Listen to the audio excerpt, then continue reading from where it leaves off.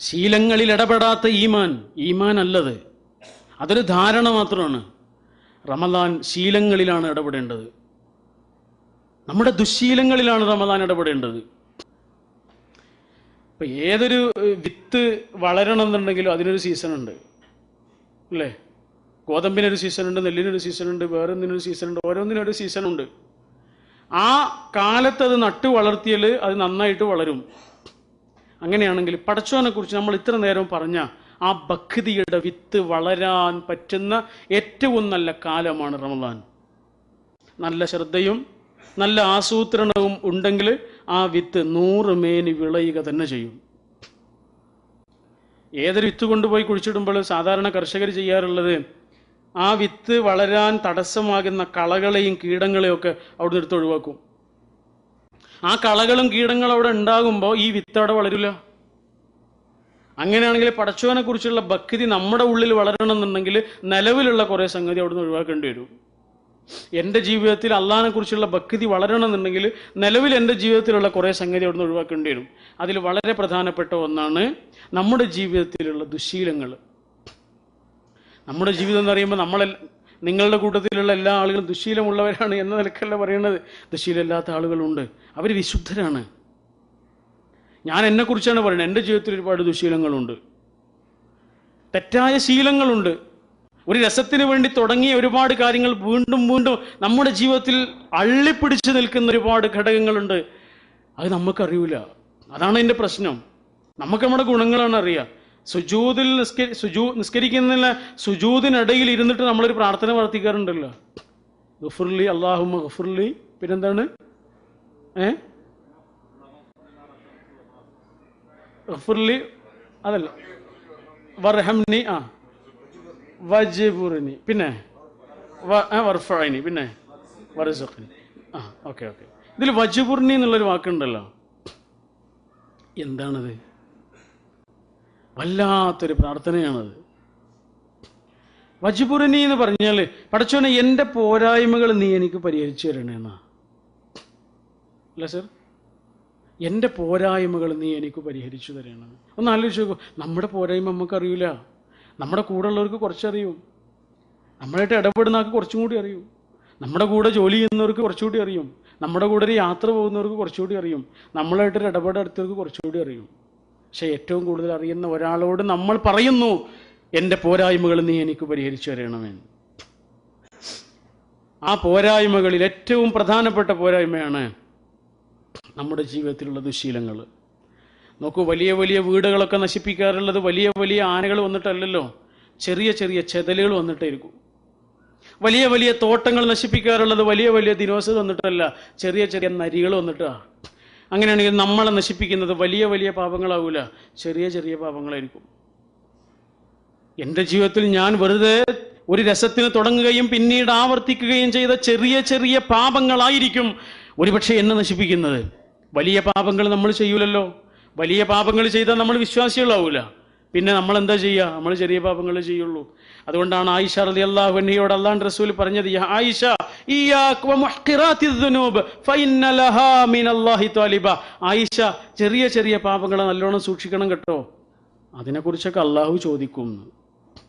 വലിയ വലിയ പാപങ്ങൾ നമ്മൾ ചെയ്യുന്ന പിശാചിന് യാതൊരു പ്രതീക്ഷയില്ല, റസൂൽ പറയാം. പക്ഷേ ഒരു പിശാച് നമ്മളെ വിട്ടുപോകുമോ? ഇല്ല. വലിയ വലിയ പാപങ്ങളല്ലാത്തതൊക്കെ നമ്മളെ കൊണ്ട് ചെയ്യിക്കും. നെഞ്ചിൽ തന്നെ കൈകെട്ടണമെന്ന് വാശി പിടിക്കുന്ന ആളുകളാണ് നമ്മൾ. കാരണം എന്താണ്? അല്ലാഹുവിന്റെ റസൂൽ നെഞ്ചിലാണ് കൈകെട്ടിയിട്ടുള്ളത്. പക്ഷെ എങ്ങനെയുള്ള നെഞ്ചിലാണ് കൈകെട്ടേണ്ടത് എന്നുകൂടി അല്ലാഹുവിന്റെ റസൂൽ പഠിപ്പിച്ചിട്ടുണ്ട്. പകയും വിദ്വേഷവും വൈരവും സംഘടനാ വൈരങ്ങളും വെറുപ്പും മറപ്പും വിദ്വേഷവും എല്ലാം കുത്തി നിറച്ച ഒരു നെഞ്ചിൻ്റെ മുകളിൽ കൊണ്ടുപോയി കൈകെട്ടണമെന്ന് അല്ലാഹുവിന്റെ റസൂൽ പഠിപ്പിച്ചിട്ടില്ല. അപ്പം നെഞ്ചിൽ തന്നെ കൈകെട്ടുന്ന അയാളുടെ പോക്കറ്റിൽ ഹറാമായ സമ്പാദ്യം ഉണ്ടെങ്കിൽ ആ നെഞ്ചിൽ തന്നെ കൈകെട്ടി പ്രാർത്ഥിച്ചിട്ട് എന്താ കാര്യം? ആ കീശയിൽ ലോട്ടറിയുടെ ടിക്കറ്റ് ഉണ്ട് എങ്കിൽ, ആ കീശയിൽ ഹറാമിന്റെ സമ്പാദ്യം ഉണ്ട് എങ്കിൽ, ആ കീശയിൽ സ്ത്രീധനത്തിന്റെ പണം ബാക്കിയുണ്ട് എങ്കിൽ എങ്ങനെയാണ് നെഞ്ചിൽ തന്നെ കൈകെട്ടി എന്നുള്ളതുകൊണ്ട് അയാളുടെ പ്രാർത്ഥന കേൾക്കുന്നത്? അപ്പൊ അള്ളാഹിനോട് മാത്രം പ്രാർത്ഥിക്കണം എന്നത് അള്ളാഹു ഇലാഹാണ് എന്ന് മനസ്സിലാക്കുമ്പോൾ നമ്മൾ ചെയ്യണതാ. പക്ഷെ അള്ളാഹു ഇലാഹു മാത്രമല്ല, അള്ളാഹു ബസീറാണ്, അള്ളാഹു ഖബീറാണ്, അള്ളാഹു ലബിൽ മിർസാദ് ആണ്, അള്ളാഹു ഖബീറും ബിമാ തഅമലൂൻ ആണ്. ഇലാഹു മാത്രമല്ല. ഇലാഹു മാത്രമാകുമ്പോൾ അള്ളാഹിനോട് മാത്രം നമ്മൾ പ്രാർത്ഥിക്കുന്നു. പക്ഷെ അതേ ആളുടെ പോക്കറ്റിൽ ഹറാമായ സമ്പാദ്യം കിടക്കുന്നുണ്ടെങ്കിൽ അതിന്റെ അർത്ഥം അള്ളാഹു ബസീറാണ് എന്നത് അയാൾക്ക് വേണ്ടത്ര മനസ്സിലായിട്ടില്ല എന്നാ. അയാൾ സൂറത്തുൽ ഹജ്ജിലെ 74-ാമത്തെ വചനം, വമാ ഖദറുല്ലാഹ ഹഖ്ഖ ഖദ്രിഹി, അവരുടെ ജീവിതത്തിൽ എനിക്കൊരു വിലയില്ലടോ. എത്ര രോഗങ്ങൾ അവന്റെ ചുറ്റുപാടുമുണ്ടായിട്ടും ഒരു രോഗം പോലും അവന് നാം വരുത്തിയില്ല. എത്ര അപകടങ്ങൾ അവന്റെ ചുറ്റുഭാഗത്തുണ്ടായിട്ട് ഒരു അപകടം പോലും വരുത്താതെ അവനെ ഒരു കൊച്ചു കുഞ്ഞിനെ സംരക്ഷിക്കുന്നത് പോലെ സംരക്ഷിച്ചിട്ട് അവൻ ചോദിക്കാത്തത് തന്നെ വാരിക്കോരി അവന് കൊടുത്തിട്ട്, അവൻ ചോദിച്ചത് തന്നെ എമ്പാടും അവന് കൊടുത്തിട്ട് അവൻ എന്നെ ഒന്ന് തിരിഞ്ഞു നോക്കുന്നില്ല എന്ന് അള്ളാഹു പറയുന്ന ആ ഒരു സന്ദർഭം ഒന്ന് ആലോചിച്ച് നോക്കൂ. സ്വന്തം കുട്ടിയെക്കുറിച്ച് ആ വാപ്പ പറയുന്ന മനസ്സൊന്ന് ആലോചിച്ച് നോക്കൂ. അങ്ങനെയാണെങ്കിൽ പടച്ചവൻ നമ്മളെക്കുറിച്ചാണ് പറയണമെങ്കിൽ നമ്മളൊന്ന് ആലോചിച്ച് നോക്കൂ. എന്താണ് നമ്മൾ പടച്ചവന് കൊടുക്കേണ്ട വില എന്ന് പറഞ്ഞാൽ? എന്താണ് നമ്മൾ പടച്ചവന് നമ്മുടെ ജീവിതത്തിൽ കൊടുക്കേണ്ട പ്രയോറിറ്റി? എന്താണ് പ്രയോറിറ്റിയാണത്? അത് മറ്റെന്തിനേക്കാളും മുകളിലാവുക എന്നുള്ളതാ. നമ്മൾക്ക് ഈ കിട്ടിയ അനുഗ്രഹങ്ങളൊക്കെ പടച്ചവൻ തന്നതാണ്. നമുക്ക് ആർക്കും ഒരു സംശയമില്ല, പടച്ചവൻ തന്നതാണ്. എന്നാൽ ഈ അനുഗ്രഹങ്ങളൊക്കെ തന്നതിന് ശേഷം പടച്ചവൻ ഒരു കാര്യം പറയുന്നുണ്ട്. സൂറത്തു തൗബയിലെ 24-ാമത്തെ വചനം, ഒരു വിശ്വാസിയുടെ ഉള്ളിനെ വീണ്ടും വീണ്ടും വീണ്ടും അസ്വസ്ഥമാക്കേണ്ട ഒരു വചനമാണത്. നമ്മുടെ മനസ്സിനെ വീണ്ടും വീണ്ടും വീണ്ടും താക്കീത് ചെയ്യുന്ന വചനമാണത്. ഒരമ്പ് പോലെ നമ്മുടെ മനസ്സിൽ തറച്ചു കയറേണ്ട വചനമാണത്. നിങ്ങളുടെ മക്കൾ, നിങ്ങളുടെ കുടുംബം, നിങ്ങളുടെ ഇണ, നിങ്ങളുടെ സ്വത്ത്, നിങ്ങളുടെ കച്ചവടം, നിങ്ങളുടെ മക്കൾ, നിങ്ങളുടെ മാതാപിതാക്കൾ, ഇങ്ങനെ 8 കാര്യങ്ങൾ പറഞ്ഞിട്ട് അള്ളാഹ് ചോദിക്കുകയാണ്, അഹബ്ബ ഇലൈക്കും മിനല്ലാഹി വറസൂലിഹി വജിഹാദിൻ ഫീ സബീലിഹി. ഇതൊക്കെയാണ് നിങ്ങൾക്ക് പടച്ചവനേക്കാൾ, അവന്റെ റസൂലിനേക്കാൾ, അവന്റെ മാർഗത്തിലുള്ള അധ്വാനത്തെക്കാൾ നിങ്ങൾക്ക് പ്രിയം പടച്ചവൻ തന്ന ഈ കാര്യങ്ങളൊക്കെയാണോ എന്ന്? അഥവാ പടച്ചവൻ തന്ന ഏതെങ്കിലും ഒരു കാര്യമാണോ അതേ പടച്ചവനെ മറക്കാൻ കാരണമായത് എന്ന്? അതാണ് ആ ചോദ്യം. പടച്ചവൻ തന്ന ഏതെങ്കിലും ഒരു കാര്യമാണോ അതേ പടച്ചവനെ തന്നെ മറന്നുപോകാൻ, ആ പടച്ചവന് കൊടുക്കേണ്ടത് നീട്ടിവെക്കുവാൻ നമ്മെ പ്രേരിപ്പിച്ചത് എന്ന് തന്നെയാണ് ആ ചോദ്യം. തീർച്ചയായിരിക്കും ഈ 8 കാര്യങ്ങളിൽ ഏതെങ്കിലും ഒരു കാര്യമായിരിക്കും. നമ്മുടെ ഒരു ജമാഅത്ത് നിസ്കാരം നഷ്ടപ്പെടുത്തിയിട്ടുള്ളത് ഈ 8 കാര്യങ്ങളിൽ ഏതെങ്കിലും ഒരു കാര്യമായിരിക്കും. ഒന്നുകിൽ നമ്മൾ, അല്ലെങ്കിൽ നമ്മുടെ മാതാപിതാക്കൾ, കുടുംബം, ഇങ്ങനെ നമ്മൾ പറയുന്ന കുറെ പറയുന്ന കുറെ കാര്യങ്ങൾ അടിസ്ഥാനപരവും അത്യാവശ്യപരവുമായ കാര്യങ്ങളെക്കുറിച്ചല്ല, അലസമായി നമ്മൾ ഉപേക്ഷിച്ച കാര്യങ്ങളെക്കുറിച്ച്. നമ്മളൊരു കച്ചവടക്കാരനാണെങ്കിൽ നമുക്ക് കിട്ടേണ്ട ഒരാളൊരു സാധനം വാങ്ങിയിട്ട് പിന്നെ തരാന്ന് പറയുന്നത് നമുക്ക് ഇഷ്ടമില്ലല്ലോ. നാളെ തരാന്ന് പറയുന്നത് അത്ര ഇഷ്ടമല്ല. കുറച്ച് കണ്ട് തരാന്ന് പറയുന്ന പോലും ഇഷ്ടമല്ല. അത് അപ്പോൾ കിട്ടുന്നതാണ് നമുക്ക് ഇഷ്ടം. എന്നാൽ പടച്ചവന് കൊടുക്കേണ്ട പലത് നമ്മൾ നീട്ടിവെക്കുന്നു. ഇത് ഞാൻ നിങ്ങളെക്കുറിച്ച് പറയണല്ല, എന്നെക്കുറിച്ച് പറയണ. നമ്മുടെ ജീവിതത്തിൽ തുടങ്ങേണ്ട ഒരു നല്ല ശീലം നമ്മൾ പിന്നെയും നീട്ടിവെക്കുന്നു. പിന്നെ ആവാമെന്ന് പറയുന്നു, കുറച്ച് കഴിഞ്ഞിട്ടാവാമെന്ന് വിചാരിക്കുന്നു. ഇങ്ങനെ നമ്മൾ നീട്ടിവെക്കുന്നു. നമ്മൾക്ക് കിട്ടേണ്ട ഒരു കാര്യമോ നമ്മൾ അപ്പോൾ പിടിച്ചു വാങ്ങുന്നു. ഇറാഖിലെ ബഗ്ദാദിൽ ഒരു കുട്ടി ഉണ്ടായിരുന്നു. ആ കുട്ടി എന്നും വൈകുന്നേരം വെറുതെ ബഗ്ദാദ് പട്ടണത്തിൽ വന്നിട്ട് ഇങ്ങനെ ഇരിക്കും. അവിടെ ക്ലബ്ബുണ്ട്, അവിടെ ആളുകളൊക്കെ ഇങ്ങനെ കൂടിയിരിക്കുന്നുണ്ട്, അവിടെ ഇങ്ങനെ വെറുതെ ഇരിക്കും. ഒരു ദിവസം ഒരു വയസ്സായ ആൾ ആ കുട്ടിയോട് പറഞ്ഞു, എന്തിനാ മോനെ ഇവിടെ വന്നിരിക്കുന്നത്? ആ മസ്ജിദുൽ കബീറിൽ നല്ല പ്രസംഗങ്ങളുണ്ടാവും, പോയി കേട്ടൂടെ എന്ന് വെച്ചു. കുട്ടി അതനുസരിച്ചില്ല, അവിടെ തന്നെ ഇരുന്നു. പിറ്റേ ദിവസം ഇയാൾ ഈ കുട്ടി ഇരിക്കുന്നത് കണ്ട് പിറ്റേ ദിവസം തന്നെ പറഞ്ഞു, കുട്ടി അനുസരിച്ചില്ല. പിറ്റേ ദിവസം ഇയാൾ പിടിച്ചോണ്ട് പോയി കുട്ടിനെ. പിടിച്ചോണ്ട് പോയിട്ട് ആ പ്രസംഗം കേൾപ്പിച്ചു. ആ പ്രസംഗത്തിൽ ഏതൊക്കെയോ വാക്കുകൾ ആ കുട്ടിയുടെ മനസ്സിൽ തറച്ചു. അവൻ പിറ്റേ ദിവസം അതിലേറെ നേരത്തെ അവിടെ എത്തി. പിറ്റേ ദിവസവും വന്നു. അവൻ ആ ക്ലാസ്സിലെ സ്ഥിരം ശ്രോതാവായി എന്ന് മാത്രമല്ല, അവന് ആ പണ്ഡിതനോട് കൂടെ ജീവിക്കാൻ തുടങ്ങി. അങ്ങനെ അവനൊരു പണ്ഡിതനായി എന്ന് മാത്രമല്ല, ഇന്നും ഇസ്ലാമിക ലോകം കണ്ട ഏറ്റവും മഹാന്മാരായ 10 പണ്ഡിതന്മാരുടെ പേര് പറയുമ്പോൾ ഇമാം അബൂ ഹനീഫ റഹിമഹുല്ലയുടെ പേര് പറയാതെ നമുക്ക് മുന്നോട്ട് പോകാൻ കഴിയില്ല. 400-ലധികം മഹാഗ്രന്ഥങ്ങളുടെ ഉടമയാണത്. ആരായിരുന്നത്? അങ്ങാടി പോയി വെറുതെ ഇരിക്കുക എന്നുള്ള ദുശീലം മാറ്റിയിട്ട് പള്ളിയിൽ പോയി ക്ലാസ് കേൾക്കുക എന്നുള്ള നല്ല ശീലം തുടങ്ങിയപ്പോൾ ഒരു മനുഷ്യന്റെ ജീവിതത്തിലുണ്ടായ മാറ്റമാണത്. ഒരിക്കൽ അള്ളാഹുവിന്റെ റസൂൽ സല്ലല്ലാഹു അലൈഹി വസല്ലമയും സഹാബാക്കളും ഒരു യുദ്ധം കഴിഞ്ഞ് വിജയശ്രീലാളിതരായിട്ട് തിരിച്ചു പോരുകയാണ്. ആ സമയത്ത് ഒരു മലയുടെ താഴ്വരയിൽ അവർ വിശ്രമിക്കാനിരുന്നു. റസൂലുള്ളാഹി സ്വല്ലല്ലാഹു അലൈഹി വസല്ലം ഒരു സ്ഥലത്തിരുന്നു. എന്നിട്ട് അവരോട് പറഞ്ഞു, സഹാബാക്കളോട് പറഞ്ഞു, നിങ്ങൾ ഈ താഴ്വരയിൽ നിന്ന് നിങ്ങൾക്ക് എന്ത് കിട്ടിയാലും അതിൻ്റെ അടുത്ത് കൊണ്ടുവന്ന് വെക്കണം, ഇതിൻ്റെ മുന്നിൽ കൊണ്ടുവന്ന് വെക്കണം. അതൊരു എല്ലിൻ്റെ കഷ്ണമാണെങ്കിലും പല്ലിൻ്റെ കഷ്ണമാണെങ്കിലും ഒരു വിറകിൻ്റെ കഷ്ണമാണെങ്കിലും എന്ന് വരെ അള്ളാഹുവിൻ്റെ റസൂൽ പറഞ്ഞു. അവരനുസരിച്ചു. അവർ നാലുപാടും പോയി. ചില ആളുകൾക്ക് കിട്ടിയത് ഒരു വിറകിൻ്റെ കഷ്ണം തന്നെയാണ്, ചില ആളുകൾക്ക് കിട്ടിയത് എല്ലിൻ്റെ കഷ്ണമാണ്. പക്ഷേ എല്ലിൻ്റെ കഷ്ണമല്ലേ, ഒരു പല്ലിൻ്റെ കഷ്ണമല്ലേ എന്ന് ഒഴിവാക്കാതെ അവരത് എടുത്തിട്ട് അള്ളാഹുവിൻ്റെ റസൂൽ മുന്നിൽ കൊണ്ടുവന്ന് വെച്ചപ്പോൾ, ഓരോന്നായി കൊണ്ടുവന്ന് വെച്ചപ്പോൾ അതൊരു ചെറിയ കൂമ്പാരമായിട്ട് ഇങ്ങനെ മാറി. അപ്പോൾ ലോകം കണ്ട ഏറ്റവും നല്ല അധ്യാപകൻ ആ അധ്യാപകന്റെ വിദ്യാർത്ഥികളോട് പറഞ്ഞു, ഇതുപോലെയാണ് ചെറിയ ചെറിയ പാപങ്ങൾ നമ്മെ നശിപ്പിക്കുക കേട്ടോ എന്ന്. നിസാരമല്ലേ എന്ന് നമ്മൾ വിചാരിക്കുന്നതായിരിക്കും, പക്ഷെ അത് കൂട്ടിച്ചു നോക്കുമ്പോൾ ഒരുപാടുണ്ടാവും എന്ന് അള്ളാഹുവിൻ്റെ റസൂൽ സല്ലല്ലാഹു അലൈഹി വസല്ലം അവരെ പഠിപ്പിച്ചു. ശരി, നമ്മൾ പറഞ്ഞത് അമലു സാലിഹാത്തുകളാണ് നമ്മുടെ ജീവിതത്തിൽ പെരുകേണ്ടത്. ആ അമലു സാലിഹാത്തുകളുടെ മേഖല വളരെ വിപുലമായ മേഖലയുമാണ്.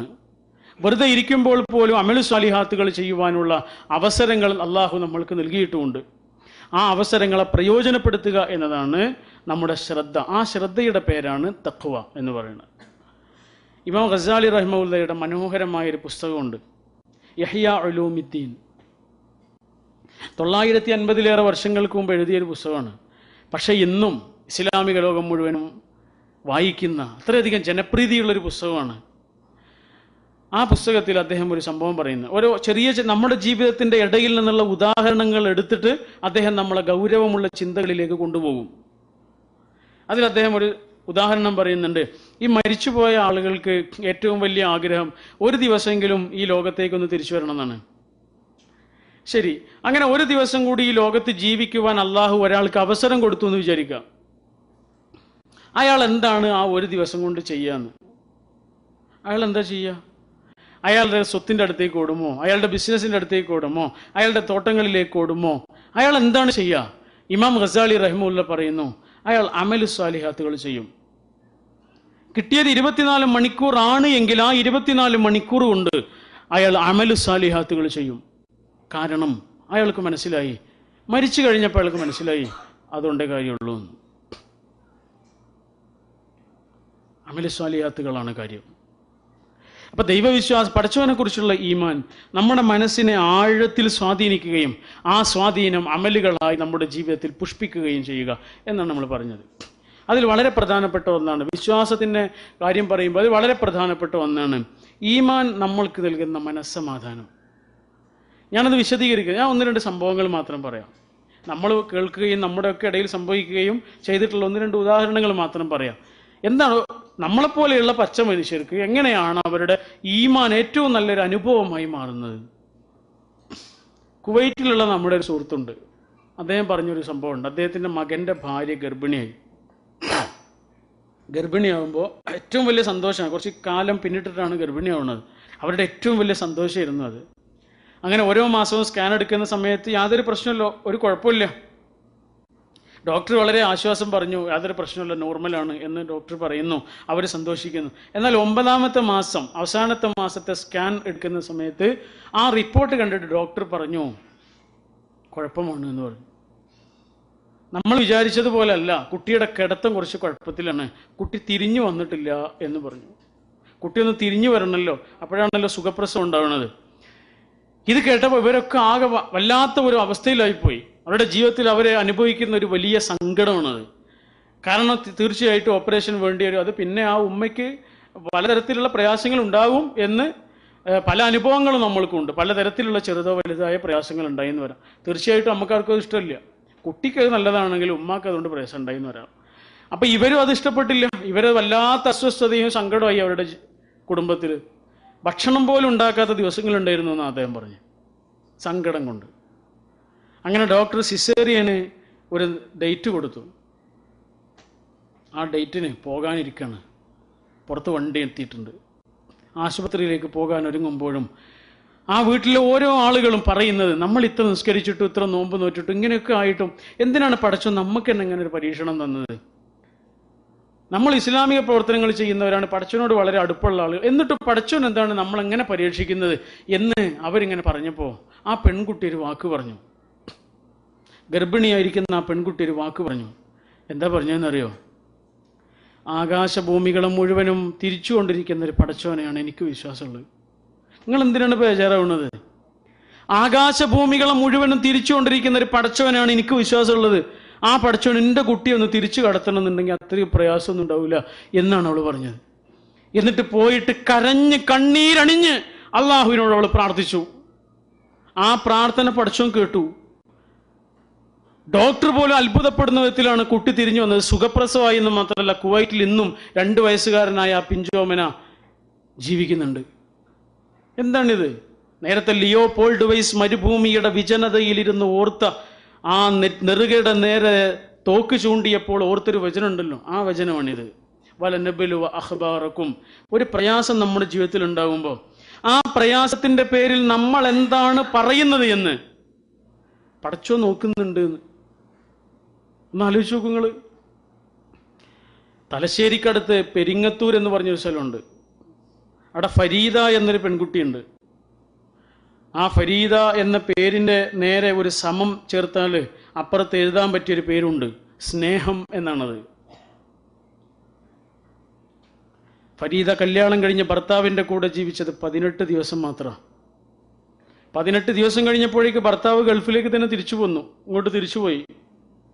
ഇവിടെ പെയിൻ്ററായിരുന്നു. പെയിൻറ് ജോലിൻ്റെ ഇടയിൽ വളരെ ഉയർത്തി നിന്ന് വീണിട്ട് നട്ടെല്ല് പൊട്ടിയിട്ടാണ് വീട്ടിലേക്ക് തിരിച്ചു വന്നത്.